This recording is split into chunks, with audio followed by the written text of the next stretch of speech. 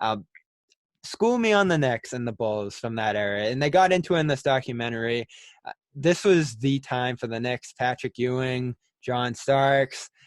They make 2 finals runs during the 1990s, both without Jordan there. But when Jordan was there, the biggest thing I took from this is that they couldn't win in Chicago Stadium. I forget what the record was that I saw. I think it was They did not win in Chicago Stadium. And if I'm going off the top of my head, I want to say it wasn't even once. And, they lost. Knicks Was lost. it 0-15? Yeah, it was something like that. I was going to say, Man. but no, I think it was, I don't think they ever won. And then never beat Jordan in the playoffs. He beat, it was 5 times. And of course the playoff win came after he left. So, that whole rivalry, which again, it was a true rivalry living back in those times. Bulls fans hated, Knicks fans and vice versa. But at the same time, we were living in the Jordan era. So obviously I'm a huge Knicks fan, but I had that Air Jordan poster on my wall. Or, I'm going around singing, sometimes I dream that he, it's just one of those. I've heard a lot of people say that if Jordan wasn't your guy, he was your second guy, no matter what team you were. And if it was the Knicks, I guess that says it all. Right. Because Jordan's been a thorn in my side since Ewing's Georgetown days. So That's right. I didn't even throw Georgetown in there. You got the whammy in college and then in the pros. Right. So it's just kind of like that kind of competition. A lot of people say, well, Ewing wasn't, Jordan's equal, and they kind of downplay him. But Patrick Ewing coming out of college was well sought after. The NBA was on their toes when he came in the league. I mean, Patrick Ewing is just incredible. Wear and tear, knees betrayed him, unfortunately.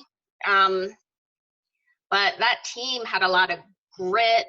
People say, oh, they were kind of like the, generic bad boys, when it comes to the Pistons. But I think the Knicks had their own feel. They had their own, for lack of a better word, swag to them.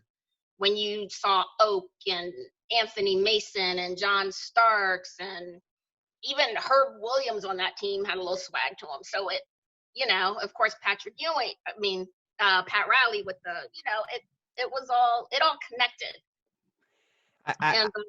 I wonder why they couldn't get over the hump. And I have my own suspicion just from consuming this and looking back on it. And it was that offense. Like, they just didn't have the appreciation or willingness to really go all in on the offensive end and do what they needed to get the points that they needed to win these games. Like, the defense was there, the rim protection, the physicality.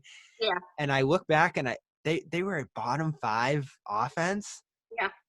Like, you don't get there these days with that kind of offense. To think back then, it's just like, wow.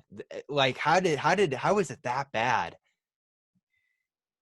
It just wasn't connecting. You had Starks, he'd get you some points, Oak on defense. Ewing, a lot of people say his knees went bad from carrying the team. He needed that Pippen. What a lot of people fail to realize that it's still a team game. So you can have your superstar player doing everything, but that still doesn't guarantee wins if you don't have that full connection and that full chemistry. And Ewing just never had that. And by the time you get, Allen Houston and those guys in the mix, he was already pretty much past his time. And he did all 4 years at Georgetown. Someone said it might have been different if he had came out earlier. Who knows? Sorry about that phone ringing. But I just think he needed that extra